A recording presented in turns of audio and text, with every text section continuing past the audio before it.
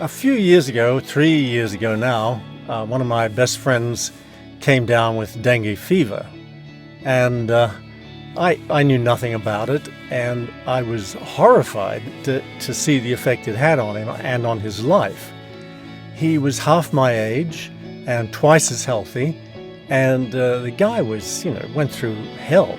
It took him a year and a half to fully recover, and people all around me were coming down with it. So I started studying it desperately, trying to stay ahead of the outbreak and seeing what I could do to prevent it and get over it. And I found that you can actually reduce your risk of getting dengue fever by about 99% by doing a few very simple things. Simple set routine that you can do every day. If you're in a dengue area, if you're visiting one or living in one, you can have immensely lowered chance of getting an infection. But if you do, how do you know? And so I then started to investigate the symptoms. And there's about 27 of them, believe it or not, one of which is death, which is the one we want to avoid most. There's several strains of dengue, and there are two levels of dengue. There's regular old dengue, and there's severe dengue, which used to be called dengue hemorrhagic fever, and that's the fatal one.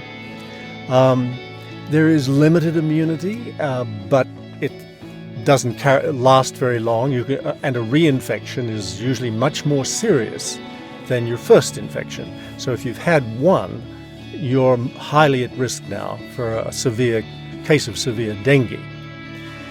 Okay, so you've got it. What do you do? Well, there isn't much you can do except what the doctors call palliate. Make the hurt go away, even if the disease is going to run its course. And so I got heavily into palliation.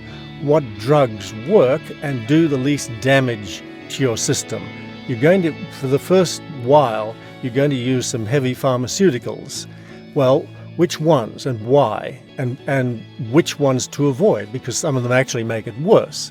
So I got fairly heavily into that, and that's the acute phase. The other tips are straightforward, how to care for yourself, what to eat, what to avoid, and how to rest, and so on. Then you go into the recovery phase, and this can last anything from a few weeks to a few years. 5 years recovery is not uncommon. And in fact, I'll show you, introduce you to people who've spent 5 years recovering. Well, what can you do to make your recovery as quick and inexpensive as possible? And it's quite surprising. By asking my acupuncturist, who's a very well-known diagnostician, I asked her about treating dengue.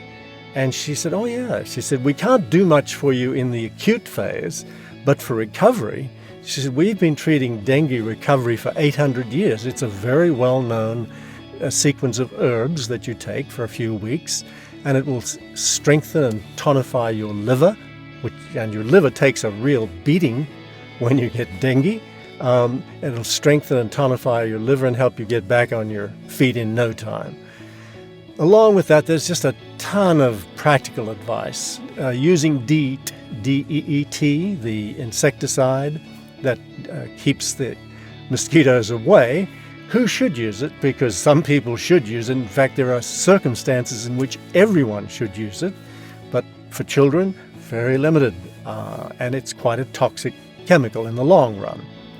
Stuff like vaccines. They're starting to release vaccines now, but the hype of them is running ahead of their effectiveness. They're not quite there yet, but it's coming, and it's happening. So, as you can tell, the book covers pretty much everything you can imagine.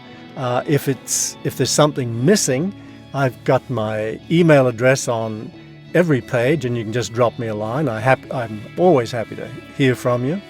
And if you'd like to look at the book, just click on the link below, and it'll take you to where you can get a free sample.